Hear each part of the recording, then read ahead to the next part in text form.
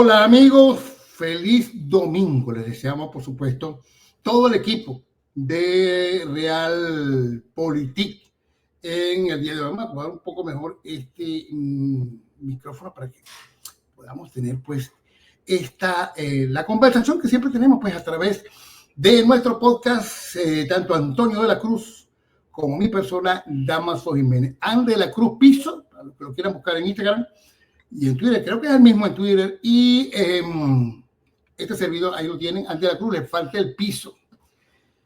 Y también este servidor, @Damaso Jiménez, @Damaso Jiménez en Twitter y en Instagram. ¿Cómo te encuentras, Antonio, este domingo? ¿Estás contento? Muy buenos días, feliz porque se coronó el PSG campeón de la Champions ayer.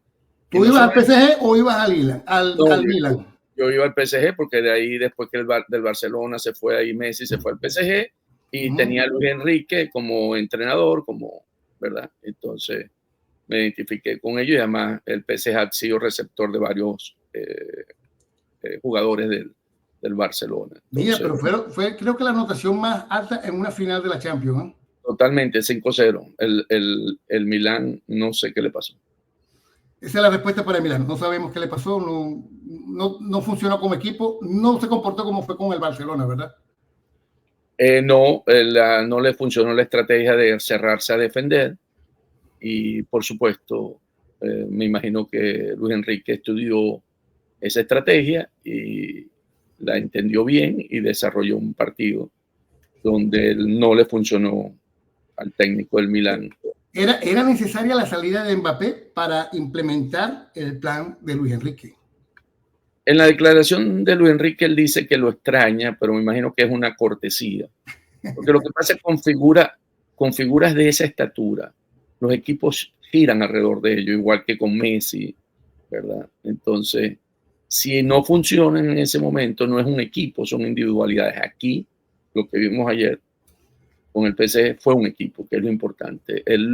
Hoy, alcanzar los objetivos, tú necesitas el equipo ya una sola figura, y lo vemos en todo, en básquet, o sea, Curry hizo falta. Mira, por cierto, nos está escribiendo nuestra amiga Alba Medina, dice, bueno, saludos desde la parroquia Tampa, ¿no? Allá al este de Florida, al noreste, y nos dice también, está en el centro, pero es el este, y también nos dice, bueno, terrible los hechos ocurridos post partido entre el PSG y el Inter de Milán. París ya no es la ciudad luz de antes, ¿no? Sorry, lo que nos dice pues Alba Medina, ¿verdad? Verdaderamente que no se comportó a la altura esa ciudad, ¿no? Bueno, porque ahí hay un resentimiento con la migración tan fuerte, ¿verdad?, que han tenido, sobre todo del norte del África. Acuérdate que eso fueron colonias africanas, colonias francesas, perdón. Y esa migración no ha logrado insertarse en la cultura francesa. Han creado un estado dentro de otro estado. Y bueno, se manifiestan de esa manera, ¿no? Y realmente ese es uno de los problemas que tiene Europa en cuanto a la migración que llega, ¿no? Una migración con una cultura distinta a la occidental, que son generalmente musulmanes, y han ido ocupando mucho espacio, o sea, casi yo creo que en muy corto tiempo van a ser la población mayoritaria en estos países. Bueno, en ese país, lo mismo pasa en Londres, en Alemania, un gran problema que tiene en este momento Europa. Nuestro tema, ¿no? Ahí lo tenemos, parte de nuestro flyer en Instagram, el plan secreto post-Chevron de Maduro. Y ese es el tema que vamos a estar tocando. Hago una introducción del tema porque este anuncio se hizo el viernes, ¿no? El plan secreto. Maduro lo planteó como un plan secreto tras el fin, por supuesto, de la licencia de Chevron, que está generando varias incógnitas. Primero, ¿qué se entiende justamente por ese plan secreto, ¿no? Desde un punto de vista pragmático, este plan podría ser una estrategia para maximizar la producción petrolera con los recursos nacionales, utilizando la tecnología y equipos existentes en las empresas mixtas de PDVSA. Pero todos sabemos, por supuesto, que dado el contexto de las sanciones internacionales y las estrictas medidas impuestas por Estados Unidos, la capacidad de Venezuela para operar en este momento sin el apoyo de empresas extranjeras como parece casi nula, por no decir imposible. Maduro también podría estar apostando por una reactivación de la producción a través de aliados internacionales como China, Rusia e Irán. Esto lo vamos a estar analizando con Antonio de la Cruz, que ya, ya esos países ya han mantenido vínculos estrechos con el régimen chavista. La pregunta aquí, para comenzar, Antonio, sería, ¿cómo responderá Maduro justamente a este obstáculo? El tema de la situación post-Chevron, y tendrá la capacidad de diversificar sus mercados de exportación o se verá justamente forzado a negociar con menos margen de maniobra en un mercado considerado oscuro porque tiene mucho de... no tiene leyes, no tiene normas, es un poco un mercado negro del petróleo ahí. Gracias, Damaso, fíjate. ¿No? En Realpolitik, ¿no? Como lo estábamos siempre conversando. Sí, ¿Qué áreas tiene básicamente la salida o el fin de las licencias? Recordemos que no es solamente Chevron, es Repsol, la española, es la francesa Manolprom. Hay una italiana también, ¿no? Es la refinería en la India que compra Reliance crudo para poder refinar en sus, ¿verdad?, equipos. Entonces, ¿qué tenemos? Tenemos que, en términos de producción, ¿verdad?, lo que aportó esta licencia en 2 años, cuando se aprobaron en el 22, sí, noviembre del 22, y empezamos a ver el efecto en el año 23 y 24. En el caso de Chevron, aportaba de haber agarrado unos campos en unos 70,000 barriles día, lo llevó a 220,000 barriles. El incremento de la producción venezolana en términos reales, desde esa época, ¿verdad?, hasta hoy, se debe básicamente a estas empresas y fundamentalmente a Chevron, que incrementó en más del 100% la producción. Entonces, cuando Maduro dice tengo un plan secreto y vemos que realmente lo que estas empresas aportaron primero fue capital para poder invertir en los pozos y poder tener una producción, trajeron diluyente para poder mezclar con los extrapesados donde muchas de ellas se encuentran. Y así vimos cómo estas empresas fueron permitiendo que el régimen de Maduro recibiera un flujo de ingresos por parte de esas exportaciones lícitos de unos 600, 700 millones de dólares mensuales. La producción pachina siguió existiendo, siguió saliendo. O sea, porque las dos exportaciones o comercialización era el mundo occidental, donde acabamos de mencionar las licencias, y China. China siempre ha sido un comprador del crudo venezolano, primero porque se tiene que pagar una deuda generada por el fondo chino que alcanzó a 60,000 millones de dólares, ¿verdad?, y que se cobra con especie, con crudo. Y ese fue un acuerdo que hizo Chávez violando la ley de hidrocarburos. Porque de acuerdo a la ley de hidrocarburos, tú no puedes endeudarte con producción futura de crudo, porque la producción futura de crudo son las generaciones. Ese crudo no debe ser utilizado en el hoy, porque eso representa que es para las generaciones futuras. Y en eso, por ejemplo, para poner un ejemplo, una comparación, en Noruega, precisamente el fondo soberano sobre el petróleo es porque como hoy están consumiendo una riqueza, esa generación le quieren asegurar el futuro a las generaciones que no van a tener a lo mejor opción de poder tener esa misma oportunidad. Entonces, en esos términos, contempla también la ley de hidrocarburos. Entonces, ¿qué ocurre?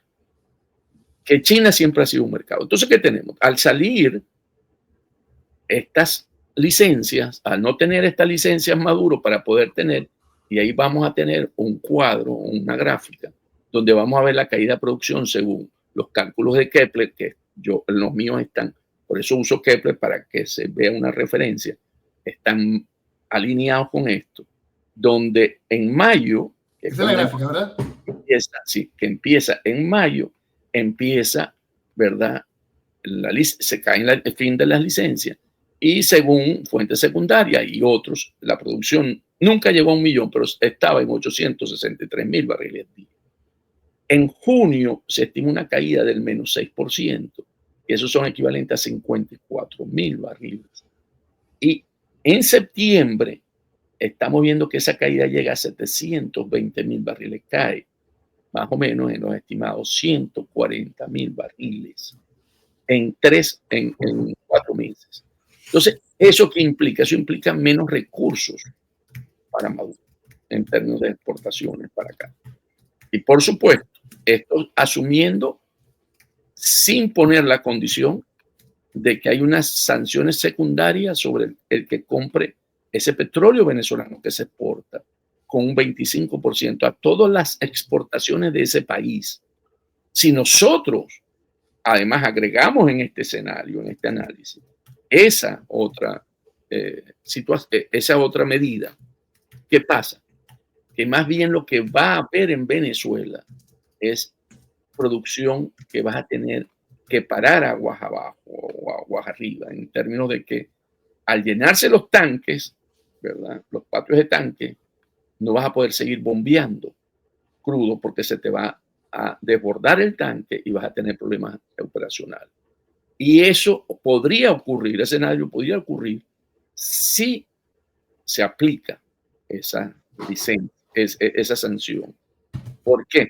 Porque Maduro dice, tengo un plan secreto. Sí, pero un plan secreto para volver al mundo oscuro, al mundo de lo que se trafica en el mercado negro. Meterse nuevamente, porque ahora otra vez todos los ingresos de la economía venezolana vuelven a ser ingresos del mercado negro. O sea, cuando digo mercado negro, porque son el narcotráfico, ¿verdad? Son el contrabando de oro, contrabando de coltán, de diamantes, de los minerales. ¿No? Y es el interés profundo, tú sabes, Entonces, todo lo que es por debajo, subterráneo. Todo eso no ingresa como dinero limpio a la economía venezolana, sino como dinero sucio. Entonces, él ahora otra vez con el petróleo entra también en ese mercado. Pero vuelvo a insistir, está al 25%. Entonces, ¿qué ocurre? ¿Cómo él puede estar planteando de un mercado negro? ¿Y cómo se hacía cuando hubo las sanciones en el 2019? ¿Verdad? La orden ejecutiva del presidente Trump en su primer periodo, que dijo que no se podía hacer ninguna transacción con PDVSA. Las empresas chinas, en términos del Estado, se retiraron por un momento de Venezuela, porque recordemos, hay una parte que se paga la deuda del fondo chino. Y empezó otra vez el contrabando de petróleo, de crudo. Entonces, la manera como se estableció, porque allí Irán demostró el camino, porque ellos habían sido sancionados con anterioridad por parte de la administración Trump 1, es que llevan el crudo hasta el estrecho de Malasia y ahí cambian, ¿verdad?, el cargamento del tanquero a otro tanquero, lo que se llama barco a barco, ship to ship, transfieren la carga y ahí le ponen que es un crudo de Malasia. Y ese es el que entra en China y compran las refinerías privadas para poder suministrar ese crudo allá en ese mercado. Entonces, ¿qué pasó? Que desde el año pasado, ¿verdad? Y aquí podríamos ver, ¿cómo se llama?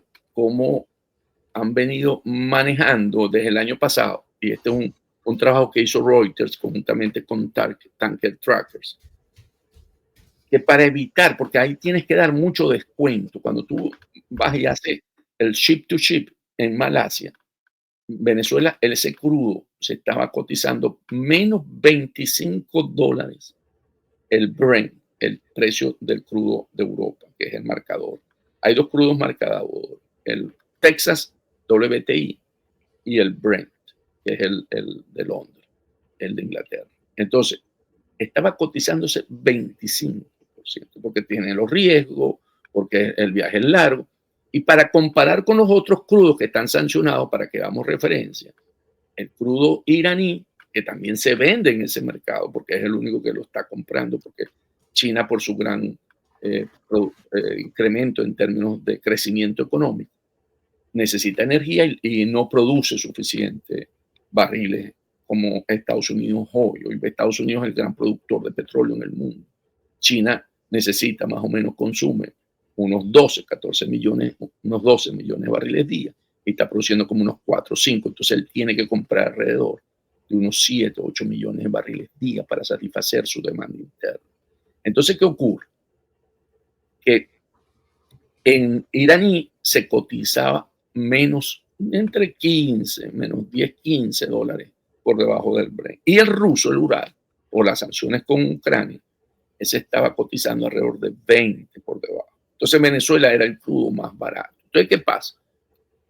Que para poder aumentar los ingresos, el régimen de Maduro, porque además el crudo está cayendo, tiene una caída en términos de precio, por la oferta y una sobreoferta ahorita. Lo que hacen ahora es que cargan en puertos, pues en Venezuela, y es el puerto más común es José, en Anzoátegui. Y ahí, cuando sale el barco, tiene que salir con un certificado de origen que lo emite el CENIAT, ¿verdad? Que dice esto, y todos los productos, ustedes lo saben muy bien porque han comprado, tienen certificado de origen, de dónde viene, y las características y las especificaciones, ¿verdad? Pues esa es la garantía que le da al comprador de que viene con calidad. Pero, ¿qué ocurre? Que ahora ese crudo, que podría ser, por eso digo, el plan secreto, se le vende a intermediario, no se le vende a la refinería, ¿verdad? Que es el comprador final siempre. El comprador final de todos los crudos son refinerías. Entonces se le vende a intermediario, que Mariana Parga, una periodista de Reuters, lo llama empresas tutti frutti, porque hacen de todo. ¿Okay?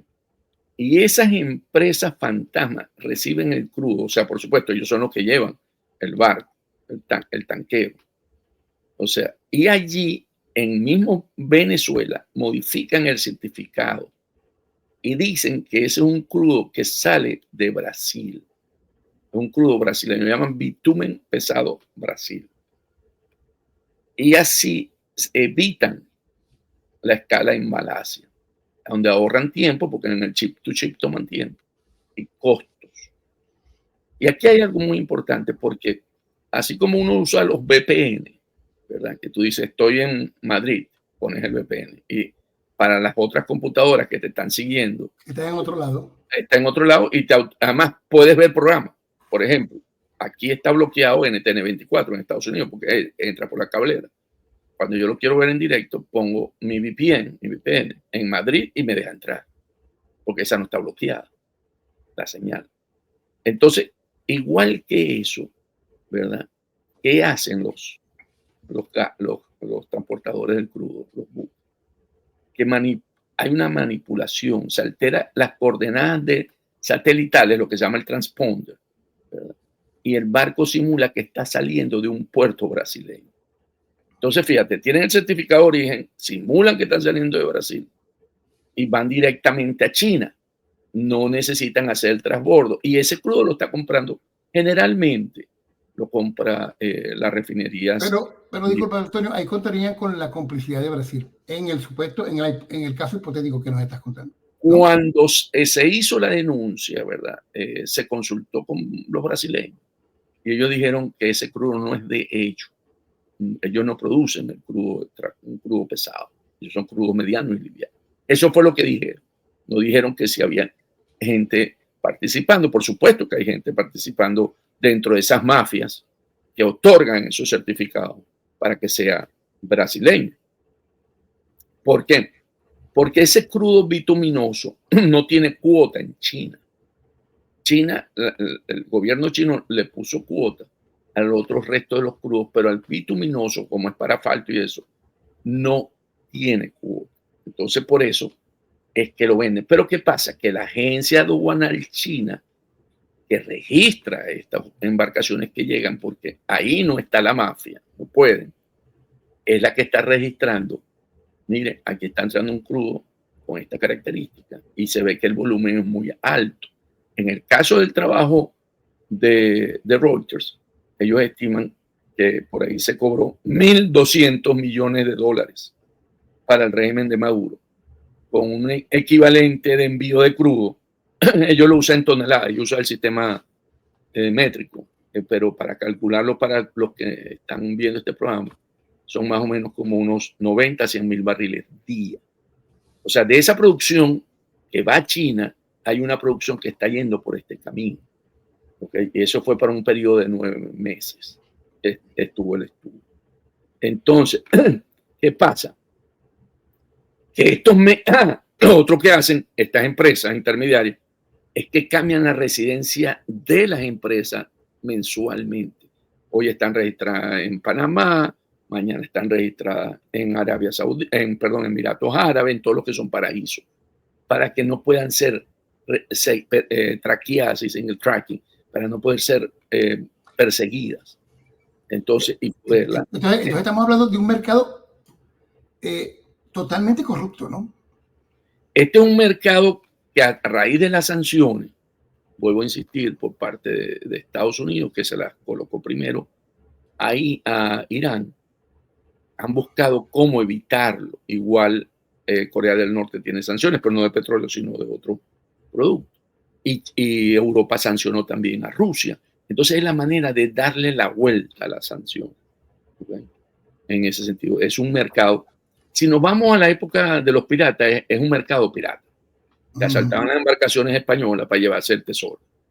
Y hacen el trasvase en aguas profundas, por ejemplo. Es correcto. Entonces, en ese sentido, Maduro está jugando con candela. ¿Por qué? Porque el encargado para que se cumpla el 25% de tarifa o aranceles a las exportaciones de ese país que compre ese crudo es el secretario Marco Rubio. Él es la figura central. Y sabemos que estas licencias se suspendieron o terminaron, llegaron a final, es porque el secretario Rubio está consciente que para buscar una solución en Venezuela tiene que salir Maduro. Entonces yo creo, por eso digo que está jugando con candela, porque él cree que va a poder, porque es difícil determinar esto, de dónde viene ese crudo, pero no es imposible. De hecho, claro, hay un ejemplo.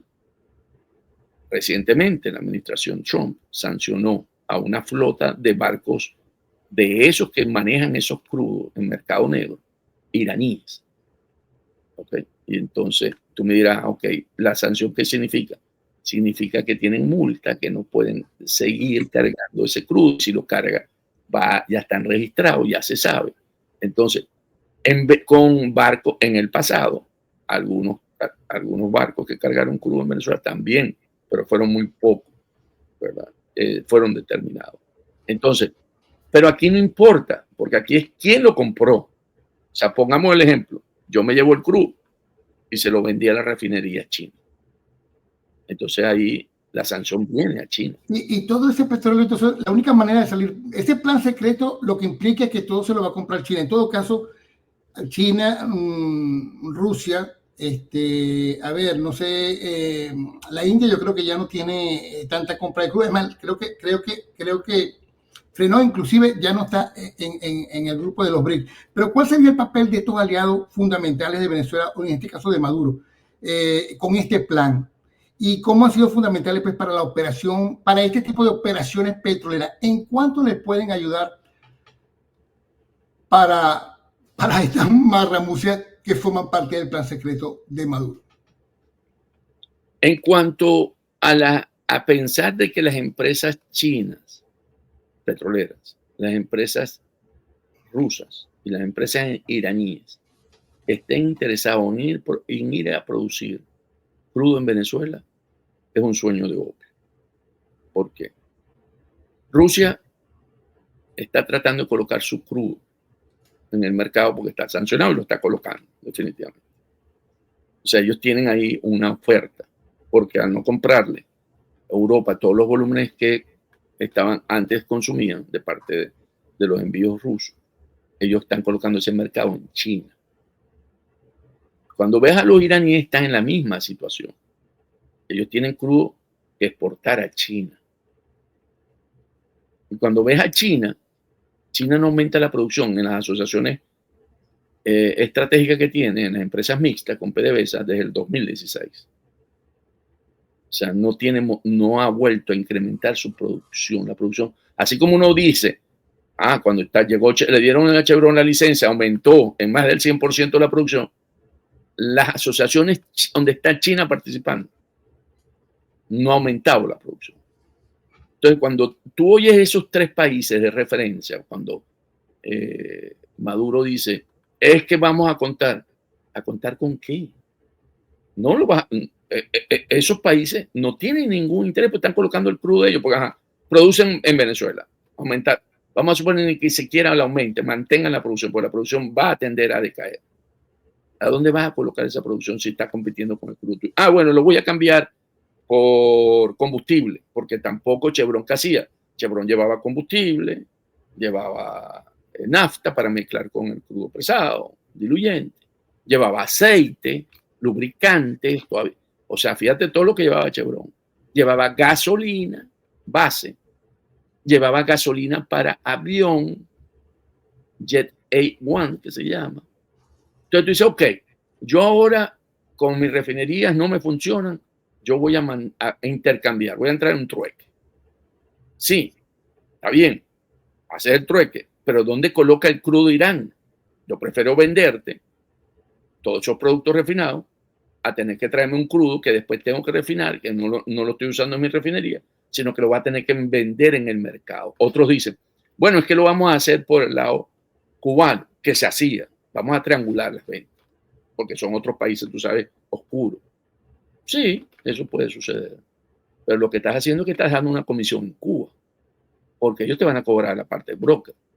Entonces, si lo que estás buscando es ingreso y lo vas a hacer también por Cuba, porque ahí es opaco. Bueno, sí, pero de eso que tú estás cotizando, vamos a suponer, el valor de Merey hoy esté en 50, por poner un número. Creo que la última vez lo vi en 57. Pero vamos a ponerlo en 50 para reducirlo.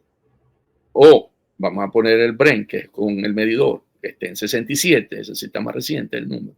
Y estás dando un descuento porque estás haciendo ahora no chip to chip, sino que estás haciéndolo con los brasileños, dando el certificado de origen. Bueno, eso te reduce el riesgo y puede hacer un descuento de 10, 12 dólares. Entonces, tu crudo lo estás colocando allá, ¿verdad? En 67 menos 12, 5,5. Ok, está bien. Pero resulta que es con intermediario. Y esa experiencia la hizo Tarek, el Alzamí, en su gestión. Hizo lo mismo. Se lo vendía al intermediario. En medio de las sanciones. Ajá. ¿Y cuántos se perdieron de las arcas del Tesoro venezolano? 21 mil millones de dólares en esa gracia. Más los brokers propios de Tarek, el Alzamí. Porque se pagaba con, ¿verdad?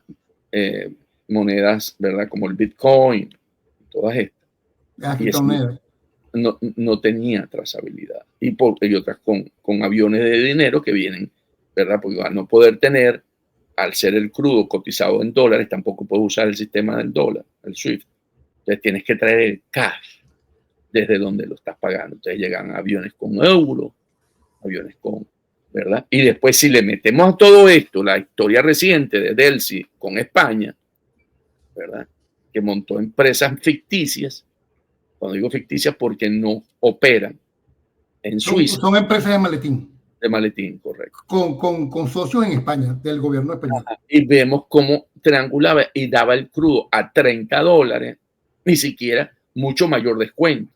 Porque lo que interesa a esos grupos es tener el ingreso.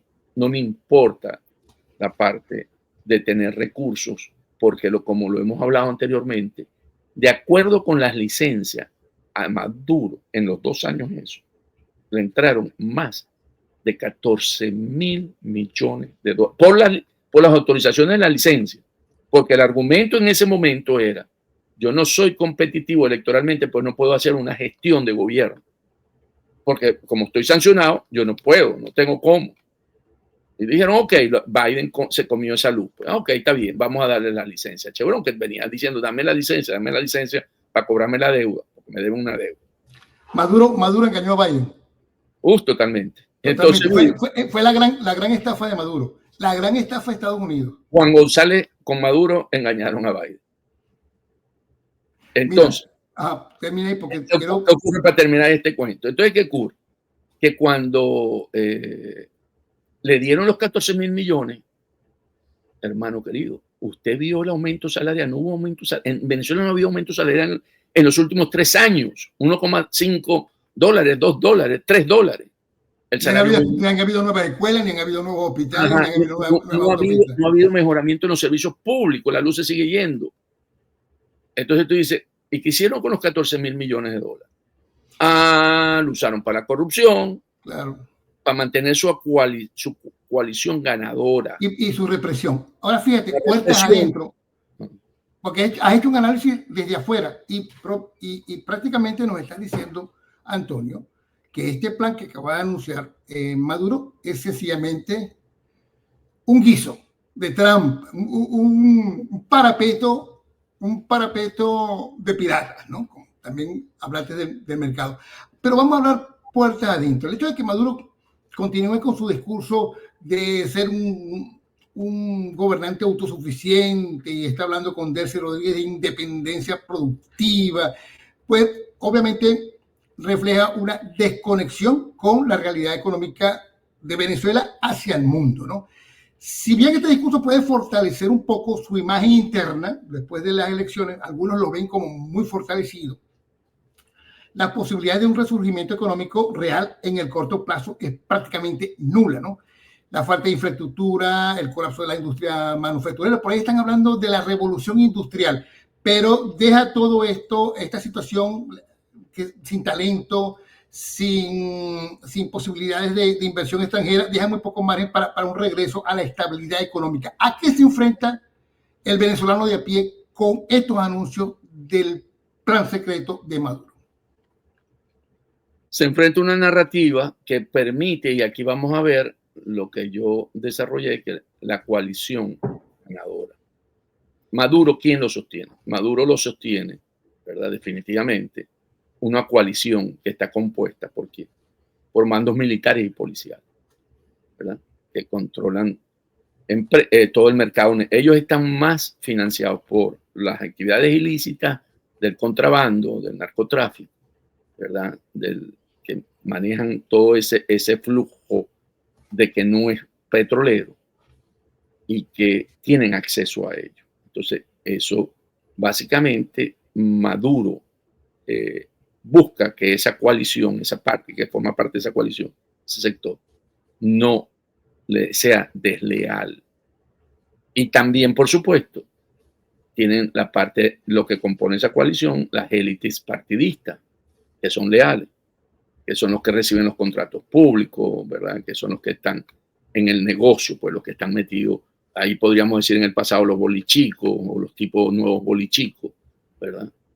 Y mucho de esa élite de Fede Cámara que quiere cohabitar con él, que necesita que busca esos ingresos, pero ellos buscan ingresos lícitos, no ilícitos, porque entra en la contabilidad de su empresa y eso le generaría con problemas. También están las redes clientales locales, que son aquellos todos los que administran en los barrios, ¿verdad? Los clubs, todos ellos. Y por supuesto, algo que tiene muy fuerte, que lo maneja Diosdado, que son los organismos de inteligencia, SEBIN. Y me permite un inciso, y el narcotráfico, los recursos del narcotráfico también se mezclan ahí. Te estoy diciendo que son lo que manejan los militares. Pero te lo digo porque están nombrando.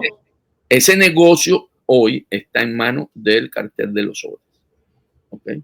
Que encabeza Diosdado Cabello. Entonces, ¿qué ocurre?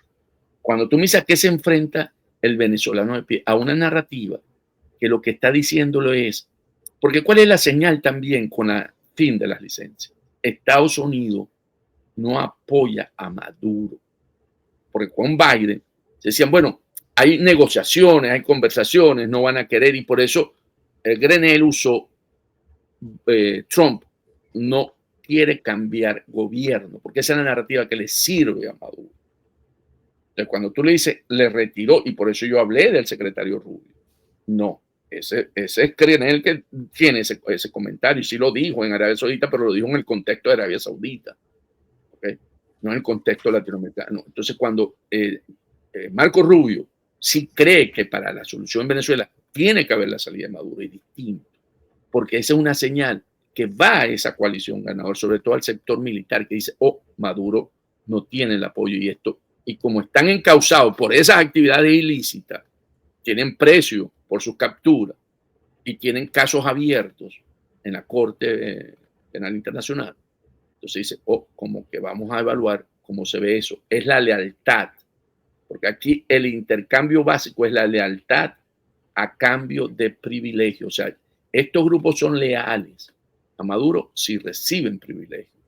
Si ya no tengo los ingresos lícitos, Fede Cámara va a tener que poner sus barbas en remojo y se va a encochinar con ingresos no lícitos. Y toda una serie de grupos. Entonces, porque lo que anda buscando Maduro con ese discurso, tenemos un plan secreto, es minimizar esas deserciones dentro de esa élite.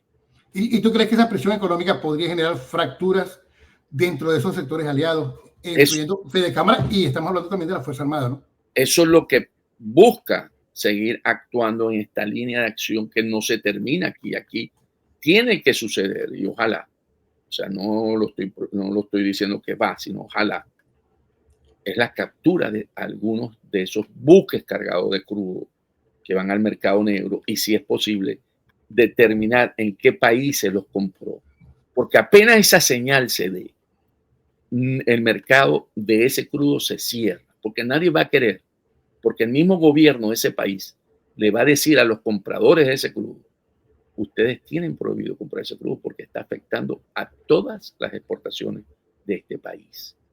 Entonces eso se cierra, y eso sí se cierra, ahí se caen, damas, alrededor de unos anualmente, porque meto lo de China que le corresponden, como unos 12,000 millones de dólares que se caen. Y si además le metes presión a la parte del narcotráfico, del coltán, del oro, que sería la otra, hacer la otra pesquisa, tú le reduces esos ingresos y esa lealtad que busca a cambio de tener privilegio se va reduciendo y va generando quiebre. Porque, ¿qué pasa? ¿Cómo están ellos cohesionados? ¿Verdad? Con recompensas diferenciadas, ¿verdad? Cada quien tiene, si tiene su pedazo, el otro tiene otro. Y las purgas, si hemos escuchado, yo no sé si ya te ha llegado a ti ya la información o el dato, ha habido ahorita una persecución otra vez en el sector militar impresionante. Después, me imagino que después de la operación Guacamaya, que han vuelto a aumentar los militares que están detrás de las rejas.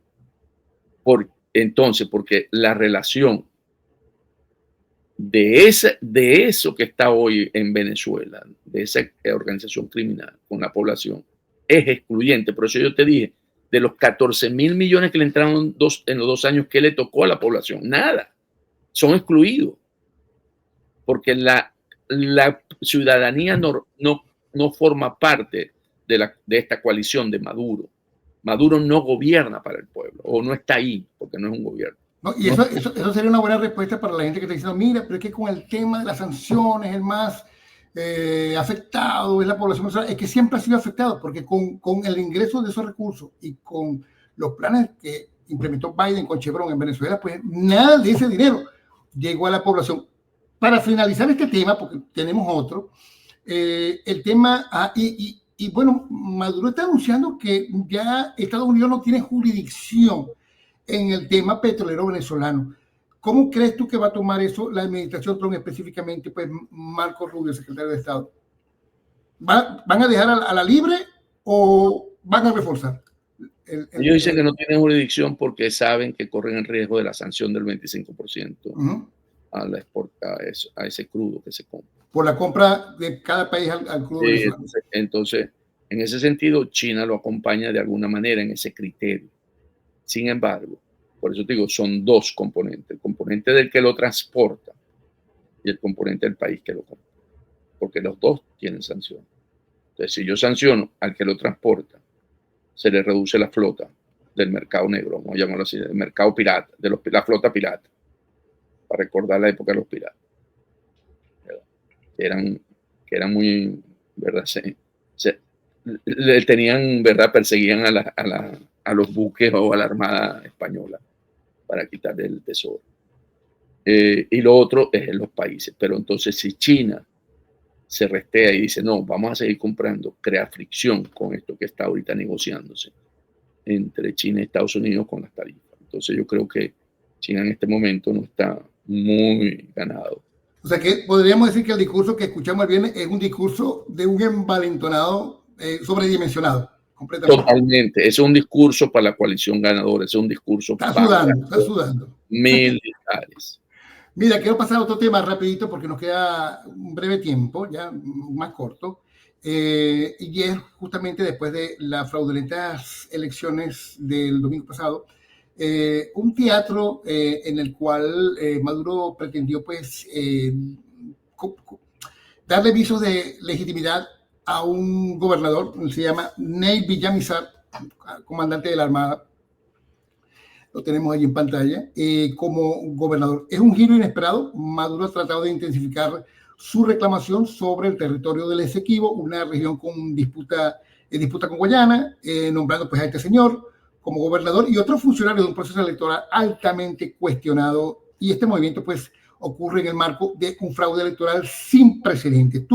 La pregunta aquí sería, Antonio, ¿cuál es el verdadero objetivo de Maduro al nombrar autoridad en el Esequibo y cómo este acto pues, se inserta en su estrategia para mantenerse en el poder a nivel interno y regional, toda vez que, por supuesto, ante los ruidos, mismo lo estás mencionando, la situación de decepción que hay dentro de su entorno de aliados, justamente, bueno, puede ser un llamado para el nacionalismo, el sensacionalismo y subirse, por supuesto, ante todo esto. Sobre esto hemos hecho un trabajo que se llama Maduro se va a la guerra, preguntándonos, ¿Maduro se va a la guerra?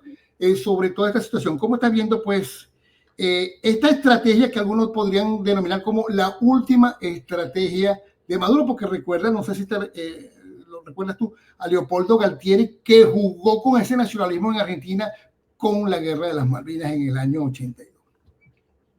Sí, leí tu trabajo ahí en Venezuela News. Es muy interesante, vale la pena leerlo, porque además el título me recordó, Mambrú se fue a la guerra. No sé si tú te acuerdas de esa canción cuando uno era...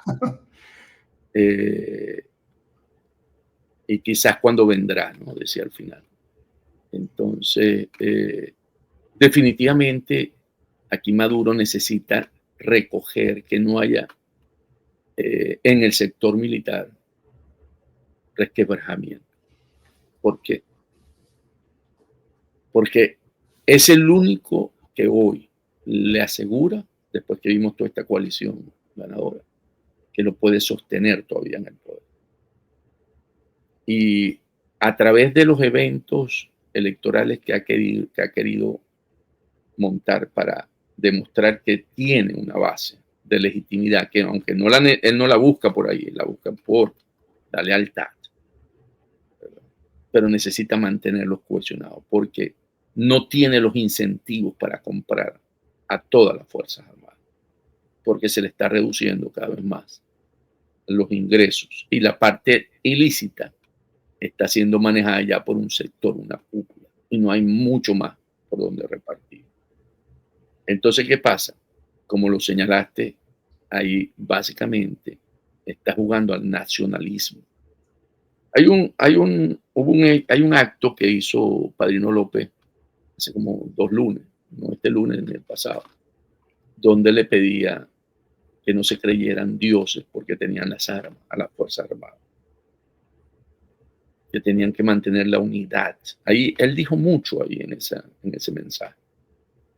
O sea, ahí mostró temor de que no hay control. Y recordemos que Padrino López no había vuelto a salir a la palestra, había sido desplazado por Diosdado Cabello en términos de su rol. Pero cuando se habla de las Fuerzas Armadas, Maduro tiene que usar a Padrino López porque todavía tiene algo por ahí de que lo ha mantenido, de hecho, en los últimos 11 años como su ministro de Defensa, de que las Fuerzas Armadas no se le alborote. Esto no tiene otra intención. Sin embargo, eso no tiene en la práctica asidero, no tiene asidero. Un efecto, porque el gobernador, ¿de dónde va a gobernar? ¿Del lado de Guyana o del lado de Venezuela? Además que todo fue un teatro con una microcomunidad, ¿no? Entonces, ¿qué efecto tiene? Cero. Y ojalá, la otra vez lo dijimos, creo que vos y yo en este programa, ojalá se trague la Cruz Roja Maduro y tenga una aventura para reconquistar. Ojalá. Pero mira, hay una foto que yo creo que esa misma foto, cónchale, me está leyendo nuestro productor La Mente. Mira, esa foto es la respuesta prácticamente que le están dando a estas elecciones fraudulentas y esta determinación de escoger autoridades para el Esequibo. Sale Marco Rubio y Irfan Ali, el presidente de Guyana, ¿no? Con respecto al Esequibo. ¿Cómo ves tú esa imagen? Esa imagen es poderosa porque lo que le está diciendo Irfan ahí, el presidente de Guyana, si cruza la línea, ¿verdad?, que no es de Guyana, pues ellos saben que no es territorio de Guyana hasta que lo determine la Corte Penal Internacional, la Corte Internacional de Justicia, porque aquí no es penal, de justicia. Entonces, porque ellos lo que lo tienen bajo, bueno, vamos a ponerlo así, administración, no son, y eso fue lo que se acordó en el acuerdo último, que creo que fue de 1966, si mal no recuerdo. Entonces, que Guyana iba a tener la custodia. Entonces, bueno, en ese sentido, si tiene la custodia, la defiende, y lo que está demostrando es que tengo mis aliados que me van a ayudar a defender esta custodia. Además que el tema de los aliados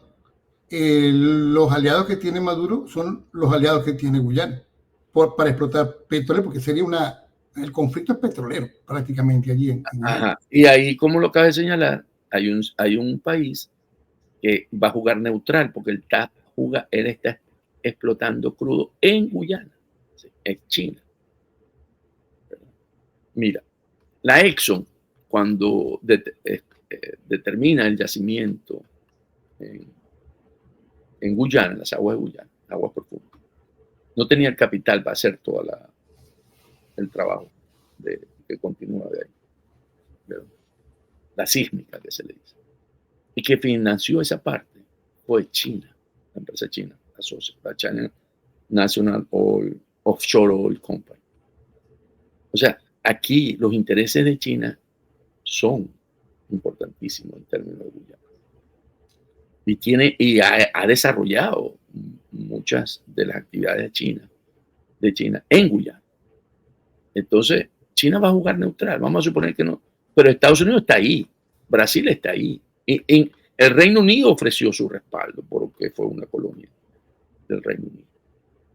Entonces, si te vas a los Galtieri, ¿verdad? Que lo dijiste, ¿cómo le ganan, estando más lejos todavía, una guerra a Argentina con su ejército, el Reino Unido? Habiendo el TIAR, ¿okay?, un tratado de defensa recíproco de las Américas. Bueno, porque Estados Unidos le dio todo el apoyo al Reino Unido y pudieron derrotar al ejército argentino, que estaba ahí a Patemín contra la isla. Y esto lo que mandaron fueron unos buques y, por supuesto, llegaron y derrotaron al ejército argentino. Entonces, porque tenían malas condiciones, por lo que tú quieras. O sea, después eso no es el análisis de aquí. Pero entonces lo que quiero decir con esto es que ese ejército venezolano, que también tiene muchas debilidades, porque más bien se te ha ido la tropa. Hoy ha habido una deserción de tropa en Venezuela, que por eso tuvieron que apelar a supuestos, a los policías, por eso le llaman militar policial, la alianza. Tuvieron que tener la reserva, que tampoco está preparada, porque no está en capacidades, porque lo que van es básicamente a poder comer algo en los cuarteles. Entonces, no tienes un ejército preparado para ello. Entonces, bueno, por eso te digo, si se atreven a eso, lo único lamentable, y eso lo hablamos también la vez pasada, es que si es por la fuerza, vamos a perder el territorio. Porque cuando a ti te conquistan y ocupan espacio por la fuerza, lo ocupan y ya. Eso lo podemos ver en la frontera. Ese es el saldo de toda guerra, el territorio. Exacto, lo podemos ver y las muertes, ¿no? Por supuesto, las en muertes. cualquier ejemplo histórico. Bolivia como pierde, Perú como pierde, con Chile, ¿verdad? Nosotros no perdimos territorio, ¿verdad? En el pasado, sino por arbitraje, está bien. Pero cuando es por guerra, tú te posicionas y te quedas. Por cierto, que hubo una situación histórica con Venezuela en los tiempos de Jaime Lucinchi con el Golfo, ¿no? No sé si te acuerdas, el Caldas, el destructor Caldas, que ahí no se perdió territorio y fue un buen manejo diplomático, ¿no? Entonces. Porque ahí Venezuela tenía el poder de fuego y el liderazgo en América Latina y en el mundo de poder roncarle, y la amenazó Dios: si no sale en tanto tiempo, hundimos el destructor. El destructor. Mira, y se iba a dar, lo iban a hundir. O sea, iba a generar un conflicto lamentable entre Colombia y Venezuela allí, dada pues, el manejo. Ahí los colombianos tomaron la decisión y lo sacaron de las aguas territoriales. Claro. Mira, tenemos que ir, cerramos, pero importantísimo la expectativa que nos pueda dar. Estamos comenzando junio. La expectativa que podemos tener en los próximos días. Estamos ya prácticamente a un año casi del 28 de julio. Momento para la reflexión. Pero Cabello ha anunciado que en cualquier momento pueden poner presa a María Corina, ¿no? ¿Cómo tú prevés algo que pueda suceder esta semana? Ojalá crucen esa línea también. Porque eso realmente precipita una serie de acciones que ellos no pueden calcular en qué término. Y lo voy a poner en alguien que en ese momento tenía una relevancia para los Estados Unidos y que varias veces entró y salió del país, ¿verdad? Juan Guaidó. Juan Guaidó, cuando estuvo de presidente interino, que se les metió una idea también de poderlo poner preso, le pasó un mensaje al vicepresidente Pence, directo, abierto, una conversación abierta, que si lo tocaba, iban a ver el poderío de los Estados Unidos. Entonces, bueno, si eso lo hicieron con Juan Guaidó, imagínate tú con María Corina, que tiene todo el respaldo, todo el cariño y todo el respeto de hoy de los Estados Unidos, que conversa con Junior, con el hijo del presidente Trump, que tiene todo un apoyo bipartidista. Bueno, que lo intenten. Pero se envalentonaron luego del secuestro de Juan Pablo Guaripa, uno de los dirigentes más importantes de esa oposición, o de la oposición nueva de la Granada. Sí, es cierto, pudieron decir, vamos a avanzar en esta ofensiva, pero ahí Maduro no le va a permitir eso a Cabello si lo quiere hacer. De hecho, acuérdate que ya la secuestraron y recibieron una llamada que dijeron, déjenla libre. Pero es un dolor muy profundo que le dejó Cabello la extracción, ¿no? No se la ha podido sacar, vive como... No solamente eso, sino que los argentinos le sacaron la esposa del gendarme que tienen preso.